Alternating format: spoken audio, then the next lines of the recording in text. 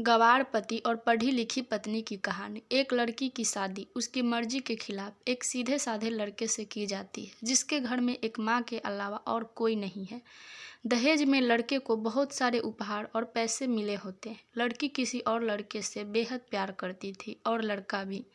लड़की शादी हो के आ गई अपने ससुराल। सुहाग रात के वक्त लड़का दूध लेके आता है तो दुल्हन सवाल पूछती है अपने पति से। एक पत्नी की मर्जी के बिना पति उसको हाथ लगाए तो उसे बलात्कार कहते हैं या हक? पति: आपको इतनी लंबी और गहरी जाने की कोई ज़रूरत नहीं है, बस दूध लाया हूँ, पी लीजिएगा। हम सिर्फ आपको शुभ रात्रि कहने आए थे, कह के कमरे से निकल जाता है। लड़की मन मार कर रह जाती है, क्योंकि लड़की चाहती थी कि झगड़ा हो ताकि मैं इस गंवार से पीछा छुड़ा सकूं।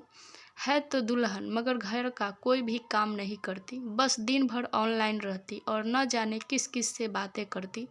मगर उधर लड़के की माँ बिना शिकायत के दिन भर चूल्हा चौका से लेकर घर का सारा काम करती, मगर हर पल अपने होठों पर मुस्कुराहट लेके फिरती। लड़का एक कंपनी में छोटा सा मुलाजिम है और बेहद ही मेहनती और ईमानदार।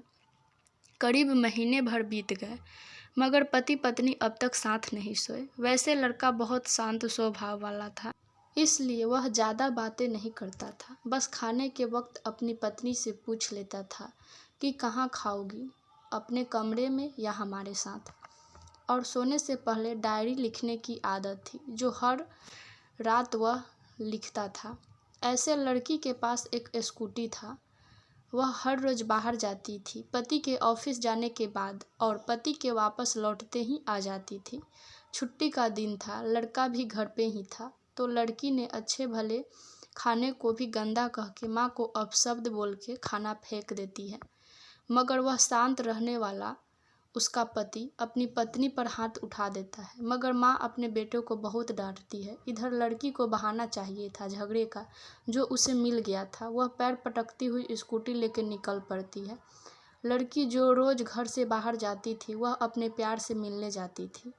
लड़की भले टूट कर चाहती थी लड़के को, मगर उसे पता था कि हर लड़की की एक हद होती है, जिसे इज्जत कहते हैं। वह उसको बचाए रखी थी। इधर लड़की अपने प्यार के पास पहुंचकर कहती है, अब तो एक पल भी उस घर में नहीं रहना है मुझे। आज गंवार ने मुझ पर हाथ उठा के अच्छा नहीं किया। लड़का: अरे तुमसे तो मैं कब से कहता हूँ कि भाग चलो मेरे साथ कहीं दूर, मगर तुम हो कि आजकल पे लगी रहती हो। लड़की: शादी के दिन मैं आई थी तो तुम्हारे पास, तुम ही ने तो लौटाया था मुझे। लड़का: खाली हाथ कहाँ तक भागोगे, तुम ही बोलो। मैंने तो कहा था कुछ पैसे और गहने साथ ले लो, तुम तो खाली हाथ आई थी। आखिर दूर एक नई जगह में जिंदगी नए सिरे से शुरू करने के लिए पैसे तो चाहिए ना। लड़की: तुम्हारे और मेरे प्यार के बारे में जानकर मेरे घर वालों ने बैंक के पासबुक, एटीएम और मेरे गहने तक रख लिए थे, तो मैं क्या लाती अपने साथ। हम दोनों मेहनत करके कमा भी तो सकते थे। लड़का: चलकर इंसान पहले सोचता है और फिर काम करता है। खाली हाथ भागते तो ये इश्क का भूत 2 दिन में उतर जाता, समझी। और जब भी तुम्हें छूना चाहता हूँ, बहुत नखरे हैं तुम्हारे, बस कहती हो शादी के बाद। लड़की: हाँ, शादी के बाद ही अच्छा होता है ये सब, और सब तुम्हारा तो है। मैं आज भी एक कुंवारी लड़की हूँ, शादी करके भी आज तक उस गंवार के साथ सो न सकी, क्योंकि तुम्हें ही अपना पति मान चुकी हूँ। बस तुम्हारे नाम की सिंदूर लगाना बाकी है, बस वह लगा दो, सब कुछ तुम अपनी मर्जी से करना। लड़का: ठीक है, मैं तैयार हूँ, मगर इस बार पैसे ज़रूर साथ लेके आना। मत सोचना हम दौलत से प्यार करते हैं, हम सिर्फ तुमसे प्यार करते हैं, बस कुछ छोटी मोटी बिजनेस के लिए पैसे चाहिए। लड़की: उस गंवार के पास कहाँ होगा पैसा, मेरे बाप से 3 लाख रुपया, ऊपर से मारुति कार ली है, बस कुछ गहने हैं, वह लेके आऊँगी आज। लड़का लड़की को होटल का पता देकर चला जाता है। लड़की घर आके फिर से लड़ाई करती है, मगर अफसोस वह अकेली चिल्लाती है, उससे लड़ने वाला कोई नहीं था। रात 8 बजे लड़का का मैसेज आता है व्हाट्सएप पे कि कब आ रही हो। लड़की जवाब देती है, सब्र करो, कोई सोया नहीं है, मैं 12 बजे से पहले पहुंच जाऊंगी, क्योंकि यहाँ तुम्हारे बिना मेरी सांसें घुटती हैं। लड़का: ओके, जल्दी आना, मैं होटल के बाहर खड़ा रहूँगा, बाय। लड़की अपने पति को बोल देती है कि मुझे खाना नहीं चाहिए, मैंने बाहर खा लिया है, इसलिए मुझे कोई परेशान न करे। इतना कह के दरवाज़ा बंद करके अंदर आती है कि पति बोलता है कि वह अलमारी से मेरी डायरी दे दो, फिर बंद करना दरवाज़ा, हम परेशान नहीं करेंगे। लड़की दरवाज़ा खोले बिना कहती है कि चाबियाँ दो अलमारी की। लड़का, तुम्हारे बिस्तर के पैरों तले है चाबी। मगर लड़की दरवाज़ा नहीं खोलती, बल्कि ज़ोर ज़ोर से गाना सुनने लगती है। बाहर पति कुछ देर दरवाज़ा पीटता है, फिर हार कर लौट जाता है। लड़की ने बड़े ज़ोर से गाना बजा रखा था। फिर वह अलमारी खोल के देखती है, जो उसने पहली बार खोला था, क्योंकि वह अपना सामान अलग अलमारी में रखती थी।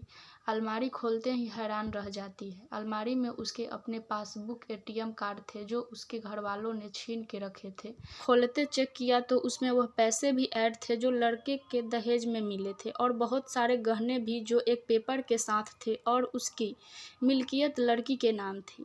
लड़की बेहद हैरान और परेशान थी। फिर उसकी नज़र डायरी में पड़ती है और वह जल्दी से वह डायरी निकाल के पढ़ने लगती है।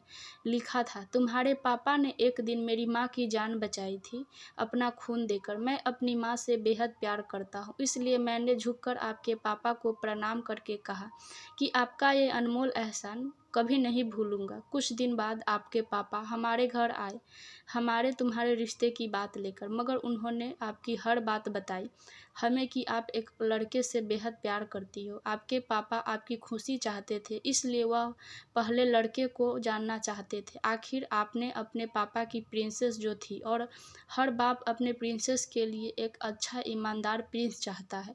आपके पापा ने खोज करके पता लगाया कि वह लड़का बहुत सी लड़की को धोखा दे चुका है और पहली शादी भी हो चुकी है, पर आपको बता न सके, क्योंकि उन्हें पता था कि ये जो इश्क का नशा है वह हमेशा अपनों की गैर और गैर को अपना समझता है। एक बाप के मुंह से एक बेटी की कहानी सुनकर मैं अचंभित हो गया। हर बाप यहाँ तक शायद ही सोचे। मुझे यकीन हो गया था कि एक अच्छा पति होने का सम्मान मिले न मिले, मगर एक दामाद होने की इज्जत मैं हमेशा पा सकता हूँ। मुझे दहेज में मिले सारे पैसे मैंने तुम्हारे अकाउंट में कर दिए हैं, और तुम्हारे घर से मिली गाड़ी आज भी तुम्हारे घर पे है, जो मैंने इसलिए भेजी ताकि जब तुम्हें मुझसे प्यार हो जाए तो साथ चलेंगे कहीं दूर घूमने। दहेज इस नाम से नफरत है मुझे, क्योंकि मैंने इन दहेज में अपने बहन और बाप को खोया है। मेरे बाप के अंतिम शब्द भी यही थे कि किसी बेटी के बाप से कभी 1 रुपया ना लेना। मर्द हो तो कमा के खिलाना, तुम आज़ाद हो, कहीं भी जा सकती हो। डायरी के बीच पन्नों पर तलाक की पेपर है, जहां मैंने पहले ही साइन कर दिया है। जब तुम्हें लगे कि अब इस गवार के साथ नहीं रहना है तो साइन करके कहीं भी अपनी सारी चीज़ें लेके जा सकती हो। लड़की हैरान थी, परेशान थी। न चाहते हुए भी गवार के शब्दों ने दिल को छुआ था। न चाहते हुए भी गवार के अनदेखे प्यार को महसूस करके पलकें नम हुई थी। आगे लिखा था, मैंने तुम्हें इसलिए मारा क्योंकि अपनी माँ को गाली दी, और जो बेटा खुद के आगे माँ की बेइज्जती होते सहन कर जाए, फिर वह बेटा कैसा। कल आपके भी बच्चे होंगे, चाहे किसी के साथ भी हो, तब महसूस होगी माँ की महानता और प्यार। आपको दुल्हन बना के हम सफ़र बनाने लाया हूँ, ज़बरदस्ती करने नहीं। जब प्यार हो जाए तो भरपूर वसूल कर लूँगा आपसे, आपके हर गुस्ताखी का बदला हम शिद्दत से लेंगे। हम आपसे, गर आप मेरी हुई तो बेपनाह मोहब्बत करके किसी और हुई तो आपके हक में दुआएं मांग के। लड़के का फ़ोन बज रहा था, जो वाइब्रेशन मोड पे था। लड़की अब दुल्हन बन चुकी थी, पलकों से आंसू गिर रहे थे। सिसकते हुए मोबाइल से पहले सिम निकाल के तोड़ा, फिर सारा सामान जैसा था वैसे रख के न जाने कब सो गई, पता नहीं चला।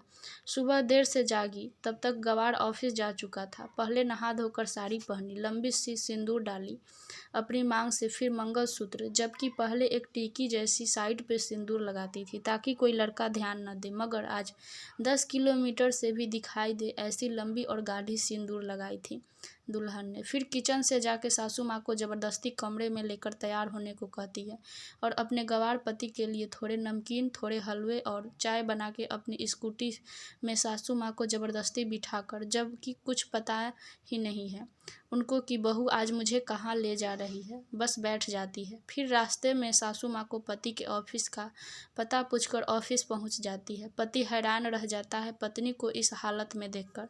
पति, सब ठीक तो है ना माँ? अगर माँ बोलती। इससे पहले पत्नी गले लगाकर कहती है कि अब सब ठीक है, I love you for ever.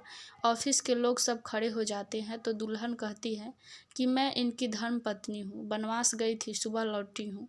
अब 1 महीने तक मेरे पति देव ऑफिस में दिखाई नहीं देंगे। ऑफिस के लोग दुल्हन, क्योंकि हम लंबी छुट्टी पे जा रहे हैं साथ साथ। पति पागल, दुल्हन आपके सादगी और भोलेपन ने बनाया है।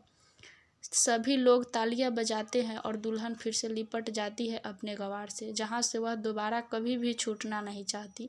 बड़े कड़े फैसले होते हैं कभी कभी हमारे अपनों की, मगर हम समझ नहीं पाते कि हमारे अपने हमारी फिक्र खुद से ज़्यादा क्यों करते हैं।